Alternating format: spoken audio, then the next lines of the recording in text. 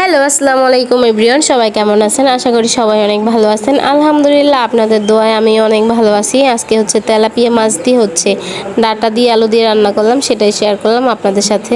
প্রথমে মাছগুলো ম্যারিনেট করে একে একে আমি প্যানের মধ্যে দিয়ে দিব। দিয়ে কিছুক্ষণ সময় ধরে ভেজে নেব।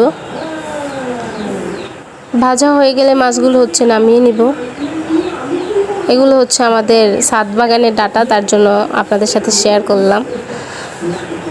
তারপর পেঁয়াজ কুচি আর কাঁচামরিচ কুচি দিয়ে ধরে ভেজে নেব ভালোভাবে।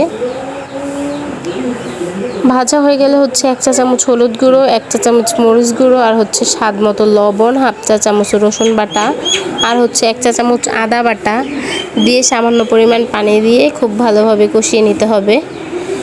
মশলাটা খুব ভালোভাবে কষানো হলে আমি ডাঁটাটা আর আলুটা কেটে রেখেছিলাম সেটা দিয়ে দিব। দিয়ে খুব ভালোভাবে মিক্সড করে নেব। মিক্সড করার পর কিছুক্ষণ সময় কষিয়ে নেব। কষানো হলে পরিমাণ মতো আমি পানি দিয়ে দিব। পরিমাণ মতো পানি দিয়ে ঢেকে দিব।